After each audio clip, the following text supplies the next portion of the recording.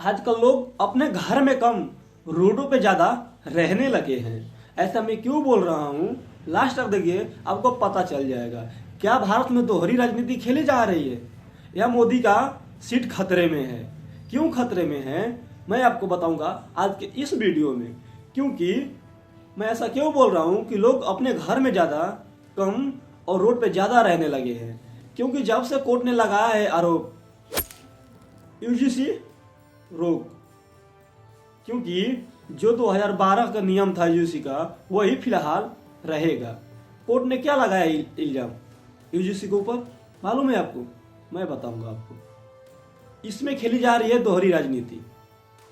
पहले हम गुलाम थे अंग्रेजों का, अब हम गुलाम हैं नेताओं का। नेताओं का क्यों गुलाम है? क्योंकि वो जैसे बोलेंगे वैसे हमको रहना है, और जो नियम लगाएंगे उस नियम को पालन करना है। कुछ लोग थे जो यूजीसी के खिलाफ थे, फिर मामला कोर्ट में पहुंचा। कोर्ट में पहुंचने के बाद जज ने क्या बोला? बोला कि इसका दुरुपयोग किया जा सकता है, इसका उल्टा उपयोग किया जा सकता है।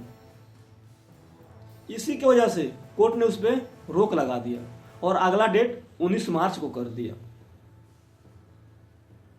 जो थे ओबीसी, एसटी और जनरल लोग, ओबीसी जनरल लोगों की तो खुशी हो गई, क्योंकि वो चाहते थे यूजीसी लागू ना हो, और कोर्ट ने वही किया जो वो चाहते थे। अब बात यहां पर आ गई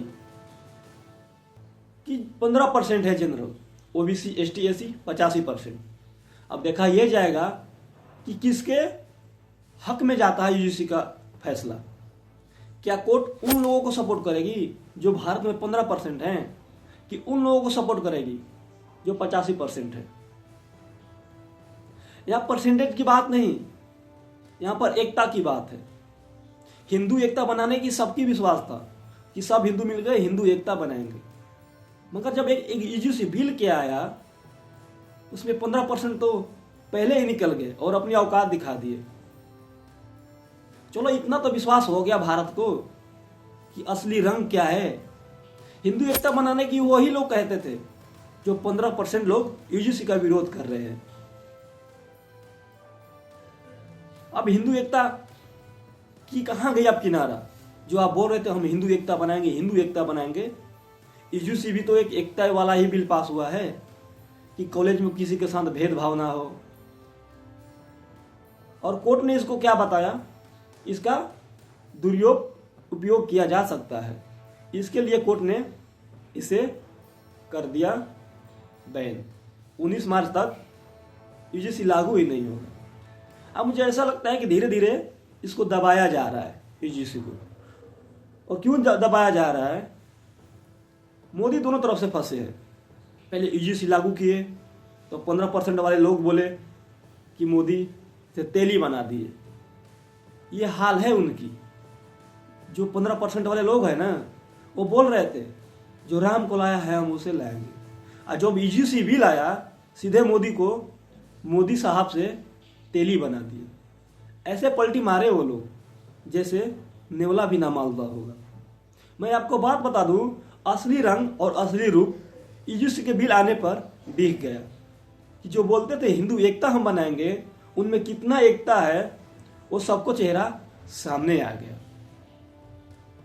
जब तुम एक यूजीसी बिल पास हुआ तो तुम नरेंद्र मोदी साहब से उनको तेली बना दिए, तो तुम क्या हिंदू एकता बनाओगे? पहले हम अंग्रेजों के गुलाम थे, अब हम नेताओं के गुलाम हैं, और ये हकीकत है। और कोर्ट ने इसको अगला डेट 19 मार्च को दे दिया है।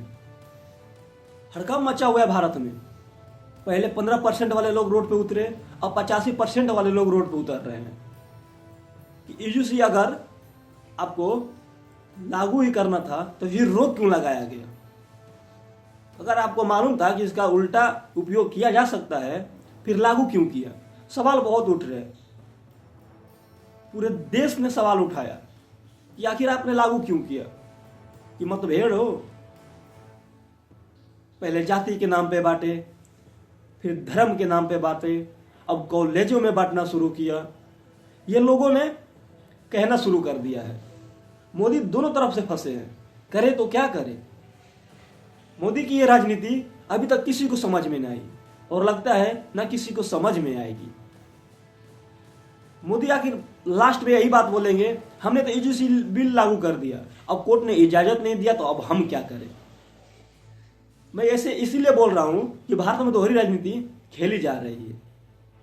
ऐसा मैं नहीं, पूरा भारत के लोग बोल रहे हैं कि दोहरी राजनीति खेली जा रही है। पहले हम अंग्रेजों के गुलाम थे, अब हम नेताओं के गुलाम हो गए। आपका क्या मालूम है यूजीसी बिल के बारे में कि लागू होना चाहिए कि नहीं, कमेंट में जरूर बता देना। जय हिंद, जय भारत।